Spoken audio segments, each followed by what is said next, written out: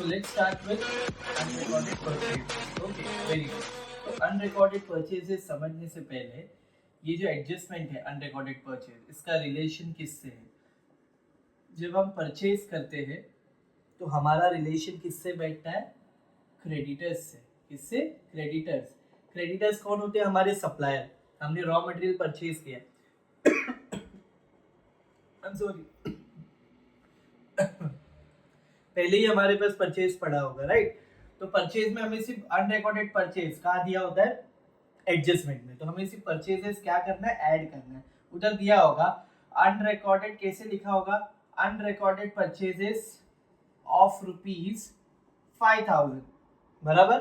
तो trading account के credit side में, सॉरी, ट्रेडिंग अकाउंट के डेबिट साइड में क्या लिखा होता है? To purchases. उसमें हम ऐड कर देंगे अनरिकॉर्डेड परचेजेस। कितने से ऐड करेंगे? 5000 दिया है तो 5000 से ऐड हो जाएगा ट्रेडिंग अकाउंट के डेबिट में। ओके, परचेजेस में ऐड किया अनरिकॉर्डेड परचेजेस। दूसरी चीज क्या दिया है? क्रेडिटर्स में ऐड करेंगे। कितने से? 5000 से। 5000 का ये क्रेडिटर्स का होता है? पीएनएल अकाउंट के, सॉरी, बैलेंस शीट के लायबिलिटी साइड में होता है, सन्ड्री क्रेडिटर्स। ओके, तो आपने इफेक्ट देखा अनरिकॉर्डेड परचेजेस का क्या है? Add to purchase, add to liability, add to purchase, add to liability. Purchases कहाँ है? ट्रेडिंग अकाउंट के डेबिट साइड में, वेयरएज सन्ड्री क्रेडिटर्स कहाँ पे है? बैलेंस शीट के लायबिलिटी साइड में। ओके, तो हमने वहां भी ऐड किया, यहाँ भी ऐड। उसका ऑपोजिट आता है अनरिकॉर्डेड सेल्स। क्या आता है? Unrecorded sales. सो देखेंगे आप यहाँ पे, like this is sales. Okay, और सेल का रिलेशन किससे होता है? डेटर्स से। डेटर्स, डेटर्स कौन होते हैं? हमारे कस्टमर्स। डेटर्स कौन होते हैं? हमारे कस्टमर्स होते हैं, right? So now you have to understand that क्या लिखा होगा, ऐसे एडजस्टमेंट होगी unrecorded sales of ₹10,000 which has to be recorded in the books of accounts। यानी सेल्स और सेल्स हुई है 10,000 की, जो बुक्स में रिकॉर्ड नहीं हुई है, तो आपको बुक्स में क्या करना है? रिकॉर्ड करना है। Okay, so very simple, what we will do is unrecorded sales. तो सेल्स में कितना ऐड करोगे? 10,000 रुपए। दूसरा, बैलेंस शीट के असेट साइड में सन्ड्री डेटर्स में क्या ऐड करोगे? सन्ड्री डेटर्स में 10,000 रुपीज, 10,000। तो अनरिकॉर्डेड सेल्स की क्या एंट्री बनी? add to sales, add to debtors, add to sales, add to debtors। Sales कहाँ हमें मिलता है? Trading account credit side. Sales हमें कहाँ मिलता है? Trading account credit side. Okay, sundry debtors कहाँ मिलता है? Balance sheet asset side. Balance sheet asset side. Okay, तो एक ऐड सेल्स में किया और दूसरा ऐड कहाँ किया? सन्ड्री डेटर्स में। उसके बाद है आउटस्टैंडिंग इनकम। क्या है? आउटस्टैंडिंग इनकम, यानी ऐसा पैसा जो हमें मिलने वाला है, अब तक मिला नहीं है। तो हमारे पास जो भी इनकम होगा, सपोज करो कमीशन होगा या कुछ भी इनकम हमें मिलने वाला है, तो उसमें क्या करेंगे? Add to income. क्या करेंगे? Add to income. जो भी इनकम होगा, जैसे मैंने एग्जांपल में यहाँ कमीशन लिखा है फॉर एग्जांपल, तो उसमें ऐड होगा। और दूसरा इफेक्ट इसका कहाँ होगा? Balance sheet asset side. कहा जाएगा? Balance sheet asset side, right? तो आपको पता चल गया एड आउटस्टैंडिंग इनकम का क्या इफेक्ट होता है। जो भी इनकम होगा उसमें आप क्या करोगे? जो भी इनकम होगा उसमें आप क्या करोगे? ऐड करोगे। दूसरा, कितने से ऐड अमाउंट लिखा होगा? 500, राइट? तो 500 से इनकम में ऐड करोगे और उसी 500 का सेकंड इफेक्ट कहाँ दोगे? बैलेंस शीट असेट साइड में। कहाँ दोगे? बैलेंस शीट असेट साइड में, द आउटस्टैंडिंग इनकम। और आउटर कॉलम में डायरेक्ट लिखोगे 500 रुपीज। ओके, उसके बाद है लोन वाला पॉइंट। बच्चे एग्जाम में बहुत कंफ्यूज होते हैं इंटरेस्ट ऑन लोन वाले पॉइंट में। हमेशा मैंने देखा है 10 में से 7 बच्चे, 7 बच्चे मिस्टेक करते हैं। तो मैं नहीं चाहता था कि you should do the same mistake, है ना? तो as a student point of view मैं आपको बताता हूँ लाइक कैसे होता है, ये चीज वर्क करता है। एग्जाम में क्यों इश्यू होता है, लाइक एग्जैक्टली पॉइंट क्या होता है, पहले से ही सर पर एग्जाम प्रेशर बना रहता है एग्जाम के टाइम पे। तो सिली मिस्टेक की वजह से ना हमारे मार्क्स कट जाते हैं और टैली में प्रॉब्लम आती है। हमें पता होता है ये इफेक्ट है, हम उसका ऑपोजिट इफेक्ट करके आ जाते हैं।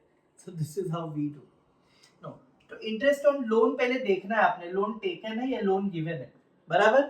जब भी लोन टेकन होता है, लोन टेकन तो हमने बोरो किया है, तो हमेशा वो कहाँ देखने मिलता है? ऑब्वियसली लायबिलिटी साइड में। लोन गिवन है, लोन गिवन है, तो लोन गिवन हमें कहाँ देखने मिलता है? असेट साइड में, है ना? तो लोन टेकन भी आ सकता है क्वेश्चन में, लोन गिवन भी आ सकता है, आपको एडजस्टमेंट प्रॉपर से पढ़नी होगी whether it is written as loan लिया है या लोन दिया है, क्योंकि लोन लेते हैं हम तो लाइबिलिटी साइड में दिखता है बैंक लोन, है ना, और जब हम लोन दे रहे हैं सामने वाले को तो असेट साइड में भी बैंक लोन गिवन वाला पॉइंट आ सकता है असेट साइड में। दूसरा इफेक्ट बहुत सिंपल है, जब आप पहला इफेक्ट समझ जाओगे ना कि loan taken, like it's very easy to understand in terms of like what we have to do with the effect of interest में हमें क्या करना है exactly. Okay, now that's very simple thing. जैसे कि आप अंडरस्टैंड कर लिया है आपने, इंटरेस्ट ऑन लोन टेकन है या गिवन है, हमने वो चीज समझ ली थी। ओके, तो ना उसके इंटरेस्ट की बात करते हैं। अभी इंटरेस्ट होगा, अभी हमने लोन क्या किया है, लाइबिलिटी लोन लिया है, तो इंटरेस्ट कौन से साइड हमें दिखेगा, पीएनएल के डेबिट साइड दिखेगा। सिमिलरली अगर हमने असेट साइड हमें दिख रहा है, लोन गिवन है, हमने सामने वाले को लोन दिया है, तो हमें इंटरेस्ट क्या होगा, मिलेगा, तो हमें कौन से साइड दिखेगा, क्रेडिट साइड ऑफ पीएनएल। ऐसे भी देखो ना, हम एक जनरल अंडरस्टैंडिंग रखते हैं कि लाइबिलिटी साइड को जस्ट हम इन केस हमें कुछ भी नहीं समझ आता तो हम क्रेडिट मानते हैं, और असेट को हम कौन सा बैलेंस मानते हैं, डेबिट बैलेंस। तो देखो अकाउंट का जो फंडामेंटल्स है, रूल है, एक डेबिट या एक क्रेडिट होना चाहिए उसमें, है। देखो सो सिमिलरली विद दिस हमने ये देख लिया कि इंटरेस्ट ऑन लोन टेकन है तो क्या दो इफेक्ट आएंगे, एक लाइबिलिटी साइड आएगा बैलेंस शीट के और एक पीएनएल के डेबिट साइड आएगा। अगर इंटरेस्ट ऑन लोन गिवन है, हमने सामने वाले को लोन दिया है, तो बैलेंस शीट के असेट साइड में एक इफेक्ट दिखेगा और दूसरा पीएनएल अकाउंट के क्रेडिट साइड में, है ना।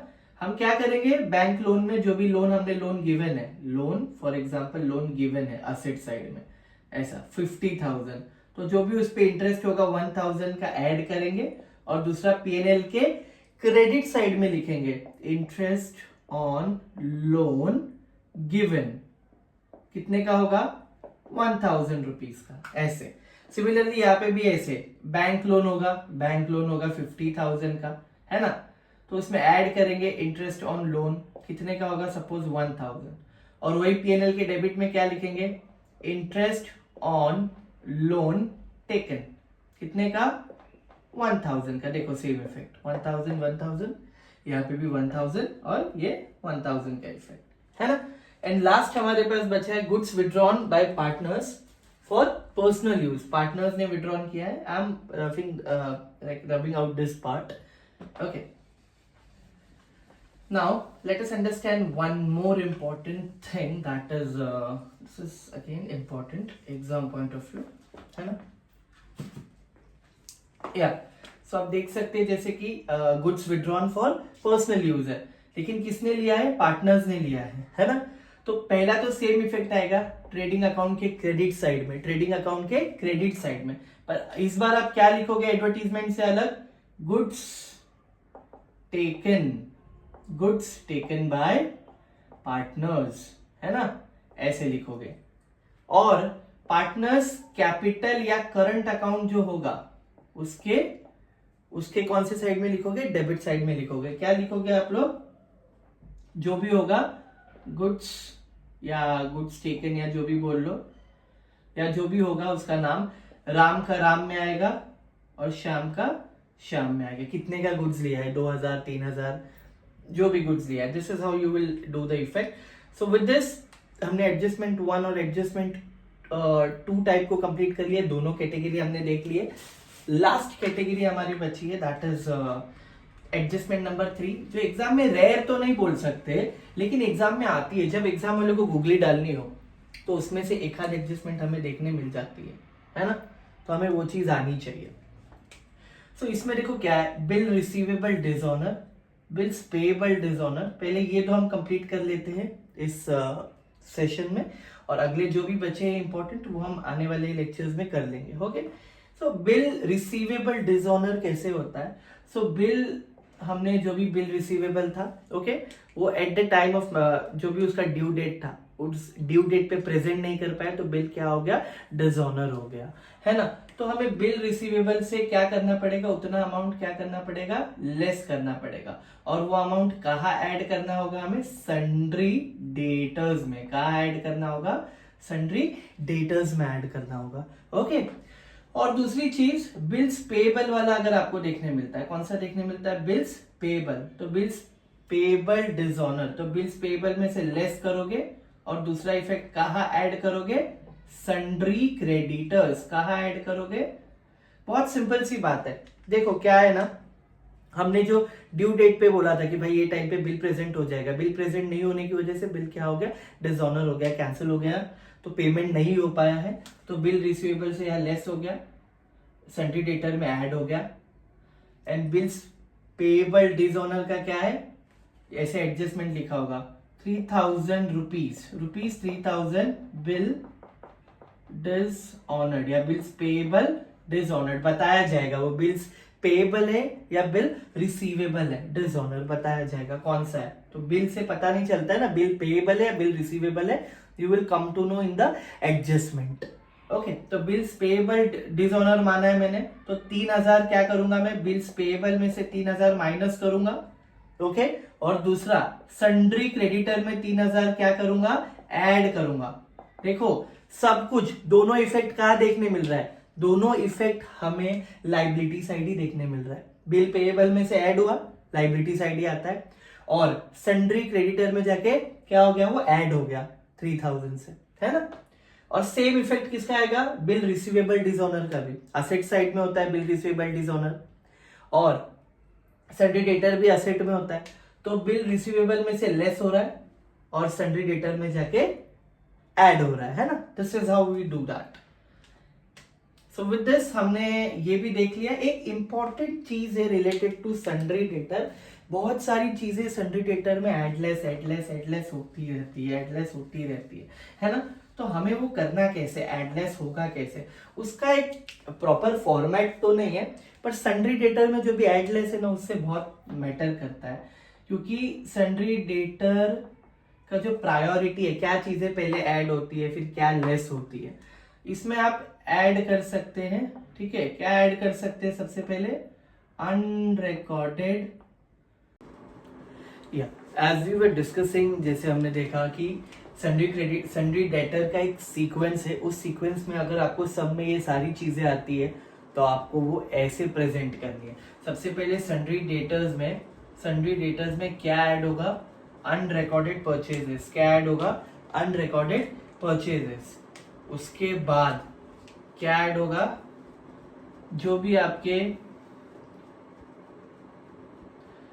आपका बिल्स है, बिल्स रिसीवेबल डिसऑनर्ड, क्या होगा, bill receivable dishonoured.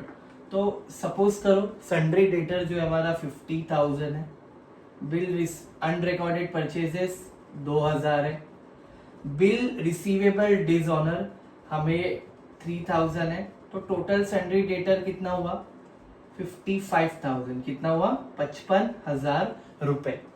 Okay, now we can do that add less thing, less new bad dates, then less new RDD, बराबर। न्यू बैड डेट्स कितना है, सपोज करो हम ऐसे ही जस्ट इन जनरल लिख रहे हैं, ओके। न्यू बैड डेट्स है हमारे 300 और न्यू आरडीडी है, न्यू आरडीडी कितना आएगा, न्यू आरडीडी हमेशा याद रखना 5% ऑन डेटर, ऐसे फॉर एग्जांपल 5% मैंने लिखा है, कुछ भी हो सकता है, 1%, 2%, 3%, 4%। लेकिन अभी सबसे बड़ा गेम चेंजर यहाँ पे, एग्जाम में आपको सन्ड्री डेटर तो था 50,000 का, है ना, 50,000 दिया देखो क्वेश्चन में, पर क्या 50,000 का रहा है, नहीं, उसमें ये ऐड हुआ है 2,000 का unrecorded purchase, bill receivable add हुआ है 3,000 का, है ना, फिर बाद में न्यू बैड डेट लेस हुआ है 300 का, तो कितना हो गया 54,700, कितना हो गया 54,700। इस पे निकलेगा 5% ऑन डेटर, है ना, new bad debts 5% on debt. बच्चे क्या गलती करते, इस पे निकालने की 50,000 पे, नो, ये सीक्वेंस में पहले आएगा, पहले देखो ये सारी चीजें हैं जो आपने एडलेस की है, right after that only you can do this thing, understood, या। सो 5% आप इस पे निकालेंगे तो कितना हो गया, 5470 हो गया 10%, है ना। तो इसका हाफ कितना हो गया, ये 5000 2500 हो गया, ये 200 हो गया और ये 35 हो गया। तो 5 3 7 एंड 2 2735 2735 5% निकल गया।